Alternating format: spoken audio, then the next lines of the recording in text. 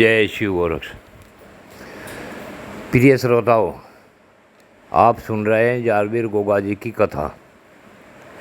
इसके पिछले भाग में आपने सुना कि गोगा जी ने अपने साथियों के साथ कैसे गढ़गजनी पर आक्रमण किया। अब इससे आगे की कथा सुने। यह सुन रहे हैं आप जारवीर गोगा जी की कथा का भाग 25। इस भाग 25 में प्रिय बंधुओं सुनो, जब बादशाह को उसके शहजादे ने जाकर बताया कि वे कोई साधारण योद्धा नहीं हैं, वे तो साक्षात काल बनकर महलों की तरफ ही आ रहे हैं। अब्बा जान इन्हें रोको, नहीं तो आज गढ़गजनी लूट जाएगा।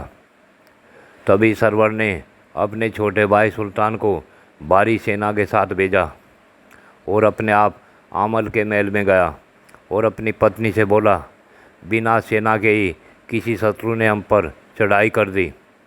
किले के चारों ओर पहरा होने के बाद भी शत्रु शहर में कैसे घुस गए, हमें पता ही नहीं लगा।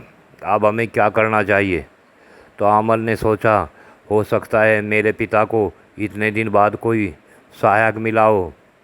वह बोली, पहले उनके बारे में सही जानकारी लेने के बाद ही आगे कदम बढ़ाना चाहिए। उनसे समझौता करके उन्हें दरबार में ले आओ और सही जानकारी करने के बाद ही उन्हें धोखे से मार देंगे। यह बात सरवर की समझ में आ गई और वह घोड़े पर चढ़कर चला तो देखा कि उसकी इतनी बड़ी सेना ने पांचों को घेर रखा है। एक घुड़सवार के सिर पर काला नाग खड़ा फुंकार मार रहा है और जिस सैनिक को फुंकार लगती है वह तुरंत नीचे गिर जाता है और कुछ ही देर में वह मर जाता है।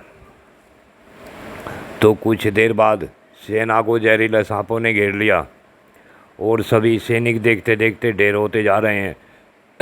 तो बादशाह दोनों हाथ ऊपर उठाकर जोर से चिल्लाया और बोला कि ये बहादुरों, हम युद्ध नहीं चाहते। आपके हाथ से चल रहे हथियार एक बार में ही 20 सैनिकों को मार रहे हैं। मैं आपको अपने यहाँ निमंत्रण देता हूँ। मैं आपके आगे झुका हुआ हूँ। आपसे गढ़गजनी का सरदार हार मान चुका है।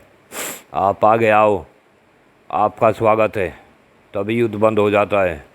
अब उन पांचों को दरबार में ले जाएगा और पांचों को सम्मान सहित बैठाया जाता है।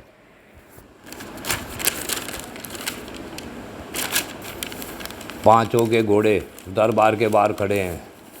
अब सरवर ने पूछा, है बहादुरों, शहर तो चारों ओर से बंद है, किले का कोई भी द्वार खुला नहीं है, फिर आप अंदर कैसे आ गए? गोगा जी बोले, हमें किसी के द्वार खुलवाने की कोई आवश्यकता नहीं पड़ती। हम तो आसमान से आए हैं, अन्याय और पापियों को मिटाने आए हैं। हमने सुना है तुमने मंदिर ध्वस्त कर दिया। क्यों? सरवर ने उत्तर न देकर प्रश्न किया, आप कौन हैं और कहाँ से आए हैं? अब गोगा जी बोले, हम बागड़ देश के शहजादे हैं। हम अपने मामा के यहाँ गए हुए थे।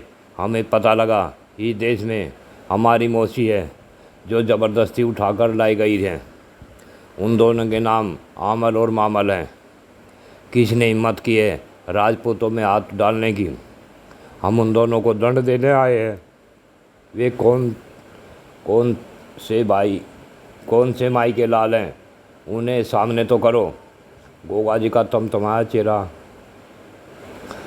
देखकर सरवर के होश उड़ गए।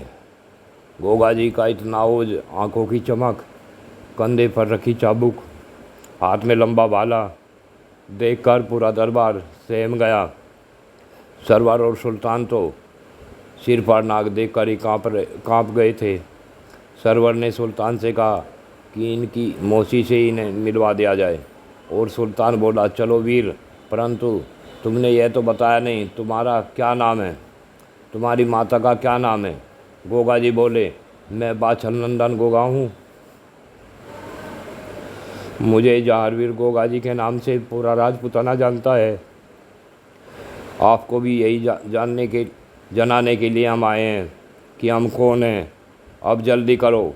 तो सरवर बोला, ये कंधे पर हथियार अपनी गद्दी पर रख दो। तब गोगा जी बोले, अपने को बहादुर मत समझो, हमारे साथ धोखा करने की सोच कर अपनी मृत्यु को दावत मत दो। लो, ये मैंने इस मेज पर अपना हथियार रख दिया है, कोई बहादुर हो उठा कर दिखाओ।